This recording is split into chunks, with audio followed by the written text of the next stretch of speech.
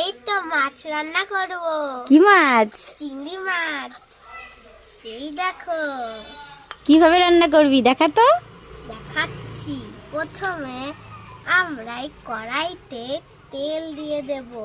প্রথমে তেল দিতে হবে, তারপরে হ্যাঁ, তারপরে আমরা একটু নাড়াচাড়া করে তেলটা গরম করে নেব। তারপরে আমরা মাছটা দিয়ে দেব। বাহ, আমাকে রান্না শিখিয়ে দিচ্ছে। দিয়ে দেওয়ার পর এবার যে নুন আর হলুদ আছে এটাও দিয়ে দেব। তারপরে মিক্স করতে হবে। হ্যাঁ, এবারে মিশিয়ে দেব। মিশানোর পর আমরা এটা খানিকক্ষণ ঢেকে দেব।